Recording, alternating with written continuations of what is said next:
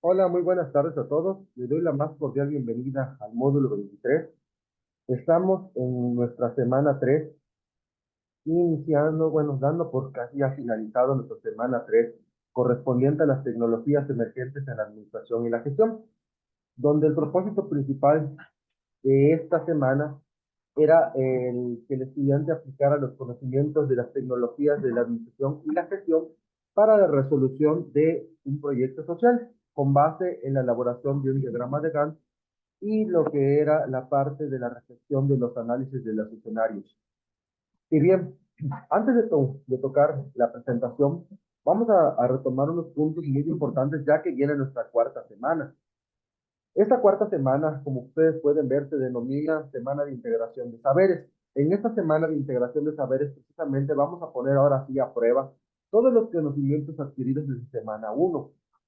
En Semana 1, donde nosotros pudimos observar lo que era la fase de la planeación, podríamos visualizar el contenido más importante que puede tener un proyecto social, que es la planeación, que es la base sólida, lo que es el cimiento de nuestro proyecto. Esa planeación constaba de una introducción en la que nosotros deberíamos o debíamos realmente enfocarnos en entablar, describir y estructurar lo que era nuestro problema del proyecto que estábamos resolviendo, dónde lo íbamos a realizar, con qué personas eran las importantes que íbamos a realizarlo, o sea, todo lo que conllevaba la descripción del problema. Posteriormente teníamos el objetivo general, que era una estructura que debía contener un verbo, más objeto, más la condición, más un tiempo. Tiempo, y decíamos tiempo y veíamos esta parte tan importante que hoy la estamos retomando en esta semana.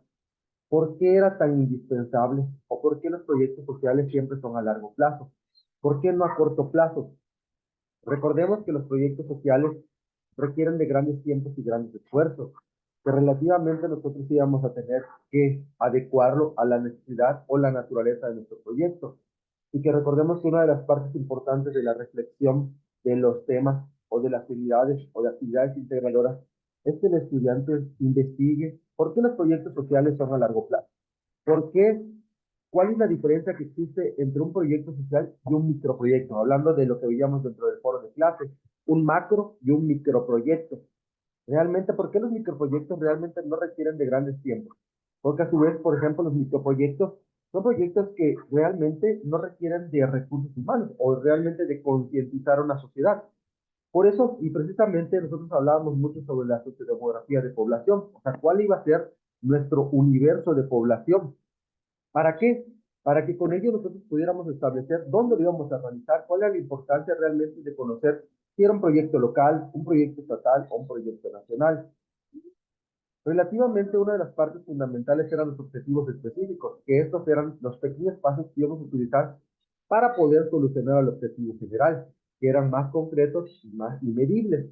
Y a su vez, nuestras metas, hacia dónde queríamos llegar, cuál era la visión que nosotros teníamos en nuestro proyecto, qué íbamos a realizar posteriormente de haber cumplido los objetivos específicos. ¿Por qué toda la estructura del contenido de la fase 1 y todo lo que hemos estado visualizando ha sido con verbos en infinitivo? ¿Por qué la importancia realmente de utilizar lo que es la metodología de Bloom? Realmente la metodología de Bloom nos va a indicar verbos que tienen acciones que se van a realizar en un tiempo determinado. Que por ejemplo lo veíamos en las metas que eran, pueden ser a corto, mediano o largo plazo. O sea, realmente no sabíamos cuándo lo íbamos a realizar. Hoy por hoy, por ejemplo, en nuestra fase 6 que hoy vamos a tomar, que es el análisis de los escenarios, veíamos también verbos en infinitivo. ¿Por qué las propuestas de solución y por qué las acciones son redactadas con verbos en infinitivo de igual manera?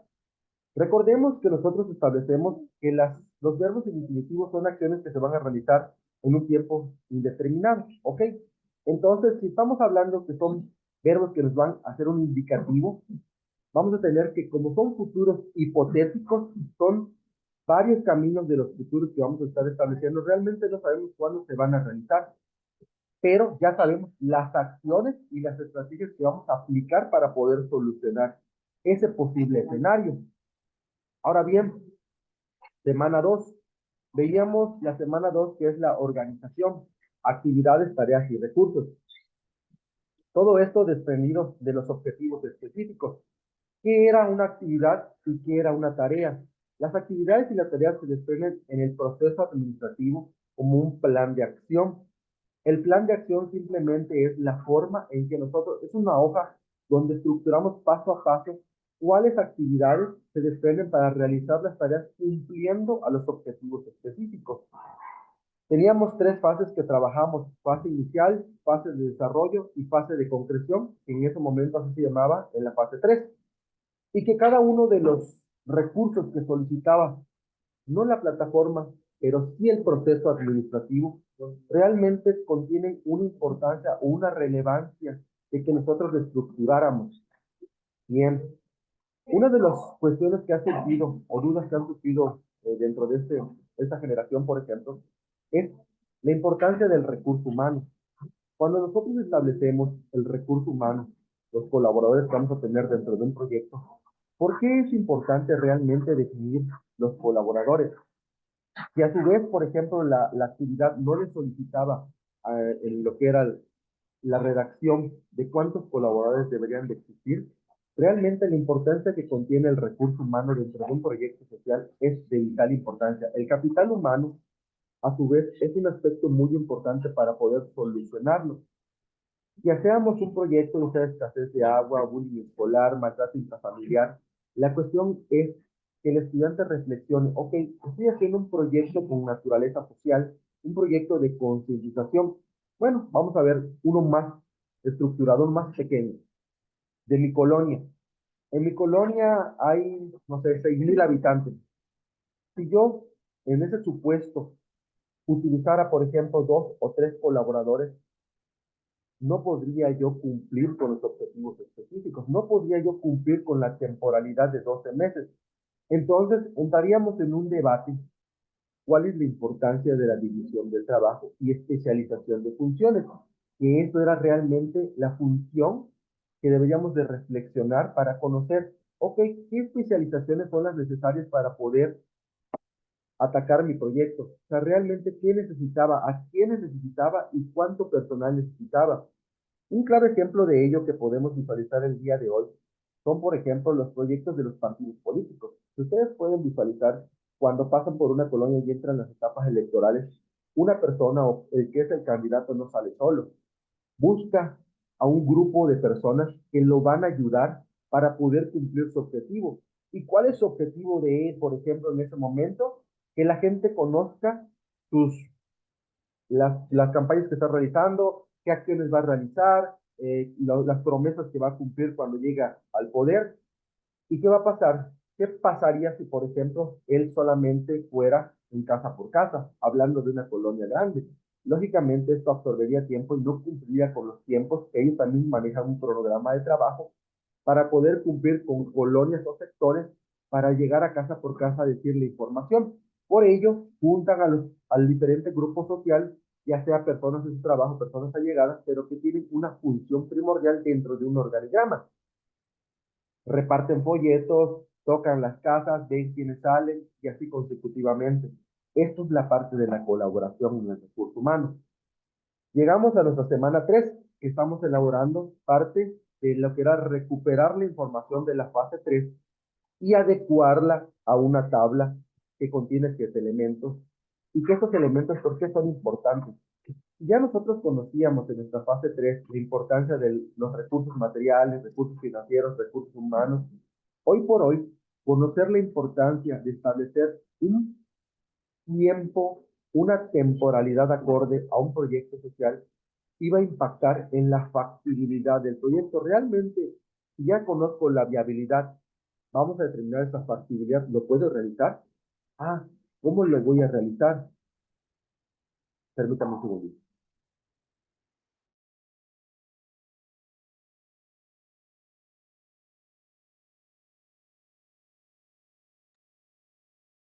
Ok, pues digamos, perdón por la demora. Entonces, conocer realmente esos tiempos, como ustedes pueden ver, la ejemplificación del recuadro verde que aparece en las instrucciones, nos da una temporalidad de 12 meses. ¿Por qué no se enfoca en una temporalidad mínima de 12 meses? Porque estaríamos hablando de un microproyecto. Entonces, la alusión que hace las instrucciones es para que el estudiante reflexione: ¿cuánto tiempo realmente requiero para hacer un proyecto social?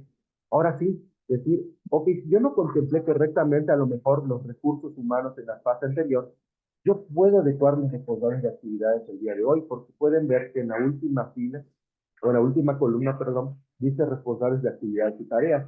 Aquí nosotros vamos a desglosar cada uno de los responsables que van a trabajar en las tareas.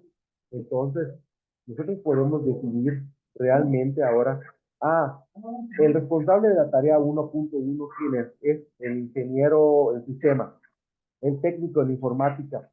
Entonces, ahí determinamos el líder del proyecto, que es el más importante de su proyecto, ustedes mismos.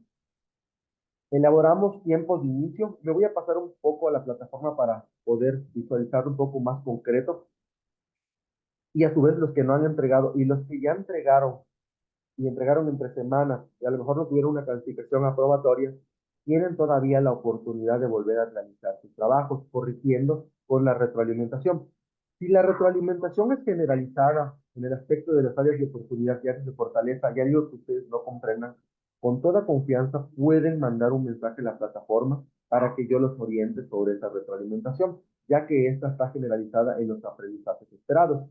Pero si ustedes, por ejemplo, quieren alguna ejemplificación o ustedes quieren compartir un ejemplo y yo a través de ellos darles una retroalimentación antes de subirlo, con toda confianza lo pueden realizar. En la fase 5, ustedes pueden ver lo que es esta tabla, donde dice actividades, tiempo total, pero ustedes pueden ver que en la parte de aquí arribita dice tiempo total igual. El tiempo total que va en este paréntesis es la suma de la fase.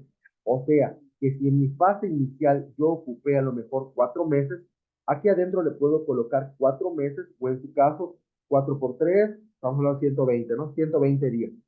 Tiempo total de la actividad. Y primeramente vamos a definir tiempos de inicio y tiempos de conclusión, lo más cercano o lo más realista posible. Si hoy lo estamos elaborando el día de hoy, estamos hablando de que estamos 3 de mayo, yo puedo comenzarlo el día lunes, que sería a lo mejor 10 de mayo, supongamos, ¿no?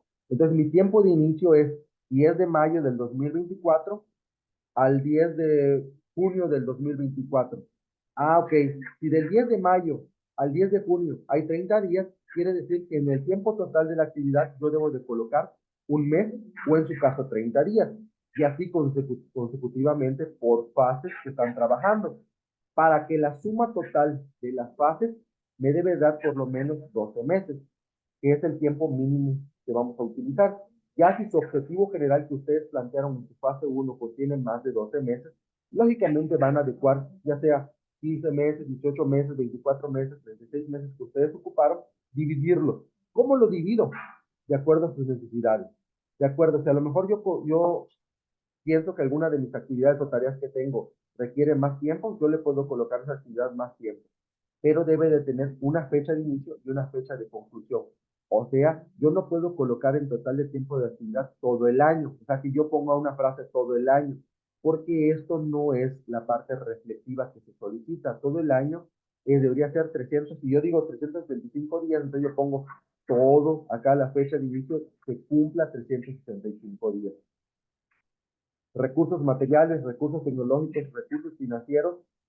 Si tuvimos alguna corrección con relación a los recursos, recuerden, cada columna le solicita un recurso. Recursos materiales son todos los bienes tangibles, no debe de ir las acciones que vamos a realizar. Equipo de cómputo para hacer presentaciones, no debe de ir así, debe de ir solamente equipo de cómputo o computadora.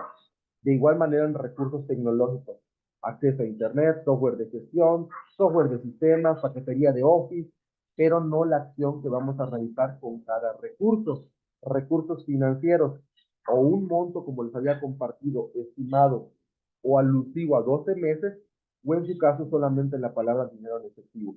Responsables de actividades y tareas, ahí van los perfiles que ustedes crearon en su fase 4. ¿Cómo se llama ese perfil? Ya no es recursos humanos, ya no es una persona con conocimientos ahora va a ser el responsable, una persona con conocimientos administrativos, un auxiliar administrativo. Esa es la palabra que debe decir. Líder de proyecto, gerente de proyecto, gestor de proyecto, como se hayan nombrado ustedes, van a aparecer en todas las actividades y las tareas porque ustedes son los responsables de supervisar cada una de esas tareas que se están realizando para que se hagan en tiempo y forma. Posteriormente, una vez que ustedes ya concluyen con esto, deben de hacer su diagrama de Gantt. Deben distribuir esos tiempos que ustedes generaron en esta tabla, distribuirlos en el diagrama de Gantt. ¿Qué elementos son importantes en el diagrama de Gantt? De igual manera, fechas de inicio y fechas de conclusión de cada tarea. Debemos describir las tareas de acuerdo a la nomenclatura que les aparece, que ahí podemos ver que dice actividad 1, tarea 1, y así consecutivamente para que el diagrama de Gantt que nosotros realicemos esté acorde a la tabla que estamos presentando. Y posteriormente sus fuentes de información acordes al manual de prepa en línea esté basado en APA, que como les he indicado, dentro de las retroalimentaciones a partir de la página 28 nos indica que debemos visitar nuestras fuentes propias y fuentes de las tecnologías que nosotros usamos. Y si copiamos la imagen de prepa en línea que aparece en Google, también citar la imagen que también a partir de la página 28 les indica cómo deben de citar las imágenes copiadas de internet. Y ahora bien, en nuestra fase 6 vamos a estar viendo el tema de escenarios. Vamos a ver aquí la relevancia que tiene el análisis de los escenarios. Como les compartí en la sesión pasada, el análisis de escenarios que presentamos viene de la función financiera para determinar simplemente futuros posibles que puedan suceder de acuerdo a lo que nosotros establecimos como nuestras fases en el diagrama de Gantt. Por eso, y esto es para que todos tengamos la parte reflexiva de la instrucción. En la instrucción nos dice, a partir de las fases del diagrama de Gantt, realizar posibles escenarios. Esto quiere decir que nosotros tenemos en nuestra fase del diagrama de Gantt la fase inicial, fases de desarrollo y fases de consecución. Esta parte de reflexión nos indica que debemos de realizar 3 escenarios. Por eso se los compartí en la última sesión, para que no haya esa confusión, porque a veces leyendo la parte no nos indica cuántos escenarios vamos a realizar.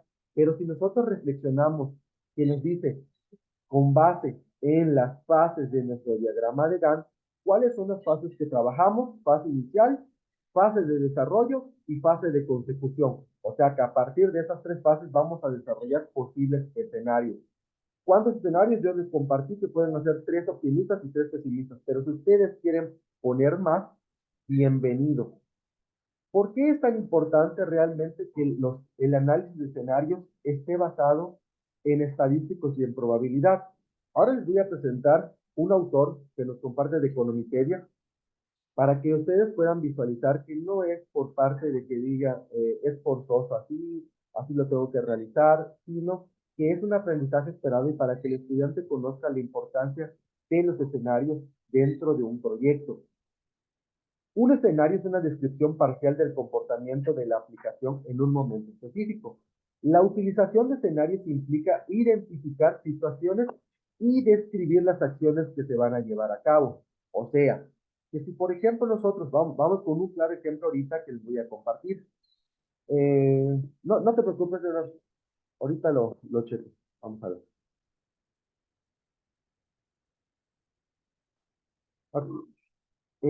Un ejemplo. Vamos con un ejemplo muy típico que sucede y se los voy a compartir. Si ustedes entran a Google y ahorita les ponen clima de la ciudad X, o sea, donde ustedes radican, el sistema de Google les va a dar un aproximado de lo que va a suceder de lunes a domingo. Y dice probabilidades de lluvia, ahí vean la palabra, probabilidades de lluvia te dice 87%, martes 92%, ¿no? Es una suposición. ¿Cómo creen ustedes que aparecen esas probabilidades en porcentajes? ¿O por qué? ¿Por qué la importancia de que aparezca en un porcentaje? Si yo digo, mañana va a llover. Ah, está bien.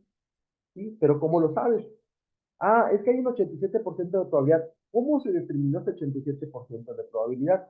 En base a estudios anteriores, en base a estadísticos anteriores. ¿Y cómo surgen esos estadísticos?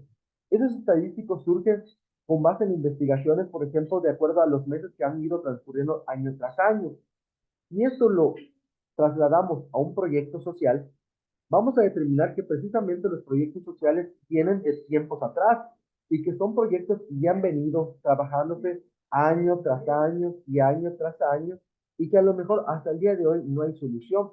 Precisamente por eso es la parte reflexiva de que los proyectos sociales se mantienen en el tiempo y que son de largo plazo, porque hemos visto que no se resuelve la violencia, violencia doméstica, violencia intrafamiliar, delincuencia, por ejemplo, bullying escolar, eh, enfermedades de transmisión sexual, o sea, muchísimas cosas que suceden el día de hoy que son problemas sociales y que no solamente es de una persona, sino son de un conjunto de personas. Por eso se denomina un universo de población. Ahora bien, veamos este artículo que les quería compartir. Miren, análisis de escenarios. Y te dice, para el análisis de escenarios se debe de calcular el valor de la inversión en distintas circunstancias. Es decir, se proyectan las ganancias y pérdidas del negocio asignando distintos valores posibles a las variables de diferencia. Todo lo que vamos a ver, y ustedes pueden investigar dentro de Google, basado en los análisis de los escenarios, todo lo van a ver muy basado en partes financieras, porque precisamente este estudio, que como les compartía, que son hipótesis de futuros que puedan suceder o no, se hacen en las partes del proyecto para determinar situaciones hipotéticas financieras, para determinar qué podría suceder. Con lo que hace Prepa Niñas es que ustedes conozcan la estructura del análisis de los escenarios, cómo se estructura. Vean como ejemplo que les acabo de compartir con la parte de la temporalidad de, por ejemplo, cómo va a llover, o a lo mejor que yo pueda decir me voy a caer. Ese traslado del pensamiento reflexivo es la parte que nosotros hacemos con nuestro trabajo. A ver dónde le cierro aquí. Ok, dice acá. El análisis de escenarios, creo que, déjenme ver si,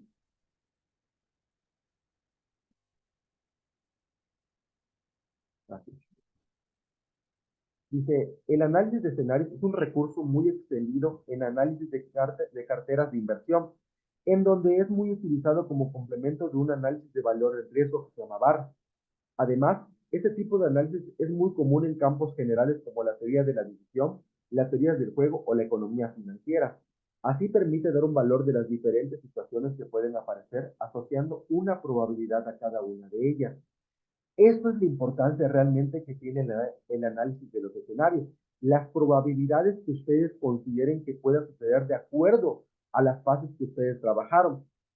Pueden englobar una fase, es decir, que mi fase inicial estaba muy enfocada a las redes sociales, por ejemplo, y que yo diga que el 90% de las redes sociales que yo ocupé para mi proyecto fueron beneficiosas, dado que se dio a conocer el proyecto X en toda la sociedad de tal ciudad, ¿no? Ah, quiere decir que entonces fue un éxito. Ahora, ¿la propuesta de solución debe de contener propuestas de solución un escenario optimista? No. ¿Por qué la razón de que no debe de contener en esa columna? Porque es lo mejor que le puede pasar a mi proyecto. Lo mejor, por eso dice el mejor escenario. Columna 1 va el mejor escenario. Columna 2, que son las propuestas de solución, ahí no va nada en el mejor escenario. Columna 3, acciones a realizar. Ahí se colocan todas las estrategias que ustedes puedan emplear para mantenerse en ese optimismo o en ese mejor escenario. ¿Cómo yo podría mantener que mi proyecto siga funcionando bien de acuerdo al escenario que yo creé? Difundir más información en las redes sociales, eh, ir a la radio, o sea, hacer encuestas digitales, o sea, todo lo que ustedes consideren pertinente para mantenerse en este mejor escenario. Y en los peores escenarios que ustedes van a crear por sus fases, pues lógicamente va a ser lo que ustedes consideren lo peor que le podría pasar a cada una de las fases que ustedes crearon. Que como les compartía un ejemplo muy rápido, era en una de las fases de las peores, que a lo mejor yo no determiné correctamente el recurso financiero. 80% o 15% del recurso financiero que yo destiné para el proyecto no fue el acorde para poder llevar a cabo las tareas que yo designé. Sí, pues entonces yo puedo decir que es muy poco, pero hablando financieramente, ese 15% va a impactar en mis resultados. ¿Qué pasaría si en lugar de yo digo 15% fue el 70% de ese recurso financiero? Quiere decir que es algo catastrófico que podemos aplicar a nuestro escenario negativo, a mi peor escenario. Ahora, ¿qué propuestas de solución? Ahí sí van a poner propuestas de solución. ¿Qué propuestas de solución tendría yo que hacer para que realmente ya no me impacte ese 60% y yo lo reduzca? todo lo que yo considere como a lo mejor financiar algún recurso, solicitar algún préstamo, replantear los recursos financieros, elaborar un plan de acción para mejorar el recurso financiero, etcétera, lo que ustedes consideren. Y en la tercera columna, que son las acciones, cómo yo podría salir de ese escenario con las estrategias que yo implemente. Para eso nos va a servir realmente nuestro escenario financiero. Adelante, Betty. Hola, buenas tardes. Buenas tardes. Sí, entonces los porcentajes son para validar la información que damos de los escenarios, ¿verdad? Es correcto, es correcto. De hecho, esto lo iba a mostrar ahorita en un ejemplo y también ahorita en la presentación les voy a mostrar varios ejemplos. Es para que se determine y que con base a ese porcentaje ustedes puedan determinar esas propuestas de solución y esas acciones. O sea, de dónde surgen. Ah, muy bien. Y tengo una duda. ¿En las propuestas de solución del peor escenario podemos poner más de una? Claro que sí. Las que tú consideres correctas, las que tú consideres que sean pertinentes para, para resolver esos escenarios, tú las puedes colocar una, dos, tres, cuatro, y son bienvenidas. Ah, muy bien, muchas gracias. De nada. Entonces, como ejemplo, dice aquí de análisis de escenarios, pueden ver en la pantalla, dice, como se ha comentado, una aplicación práctica de esta metodología en la valoración de una empresa, veamos el ejemplo, una compañía de limpieza que aspira a hacerse con los servicios en ayuntamiento, asumimos que la posibilidad que concrete el negocio es un 50%. Aquí estamos viendo que, como pueden ver, está basado en una probabilidad. No sabemos si realmente sea un 50%, porque no podemos determinarlo al 100%, porque es probabilidades. Son cosas que pueden suceder o son cosas que no. Entonces, adelante, Leonor. Buenas tardes, ¿sí me escucho? Hola, buenas tardes. Sí, claro. Ok, lo que pasa es que yo entregué 3 tablas con el mismo formato, el mejor escenario, el peor, todas las columnas, cada una de las fases, pero no están juntas porque la verdad no encontré una manera efectiva de hacerlo y me preguntaba si estaba bien. Sí, o sea, por ejemplo, lo que me compartes es que hiciste tres tablitas, ¿no? Pero están Sí, completamente llenas. Por ejemplo, el pesimista o el peor escenario tiene su propuesta de solución y sus acciones. Y en el sí, completa. optimista, ok, está bien, no hay problema. O sea, yo lo que leo es precisamente la parte que cumplan con la reflexión del análisis de escenarios. Pronto se los comparto para que ustedes lo puedan visualizar de dónde nace, ¿sí? Pero si está así, no pasa nada. Ok, gracias. De nada. Ok, entonces me regreso a esta parte para que vean. Entonces, en el primer caso, con 50% de probabilidad, se firma un contrato de 20.000 euros y el valor de la firma se eleva a 1.000.000 de euros. Asimismo, en el segundo caso, con también 50% de probabilidad, ahora viene la parte negativa, lean, no se logra ningún trato y el valor de la organización se queda en 100.000 euros. Todo esto que acabamos de leer simplemente me sirve para determinar posibles estrategias para si llegara a pasar. Es como les decía, por ejemplo, los futuros hipotéticos son miles de caminos que van a tomar, que son basados en su demografía de población, son basados en datos históricos que han sucedido a través de la historia, son basados en parte de la probabilidad, puede suceder, no puede suceder. Por eso les hacía la pregunta, o que ustedes se hagan la pregunta, ¿qué pasaría si? Pues si yo hago esa pregunta en mi fase, ¿qué pasaría si no contemplé correctamente los recursos humanos? Ah, ya puedo establecer un escenario, ya sea optimista o pesimista, o el mejor o el peor. Ahora, ¿qué es el análisis de escenarios? Como veíamos, es una técnica. Realmente el análisis de escenarios es una técnica que se utiliza en la parte financiera. Aquí nosotros la acoplamos a la parte de lo que es el proyecto para que ustedes puedan validar cómo surge, cómo nace. Pero dice, el análisis de los escenarios, que son SA, es una técnica de evaluación que se utiliza para identificar y medir la aparición potencial de sucesos de riesgo operativo o para evaluar la resiliencia operativa. A diferencia de las evaluaciones de riesgo operacionales tradicionales, es un análisis hipotético, o sea, hipótesis. ¿Sucederá? No lo sé. Solo estoy haciendo una hipótesis nada más.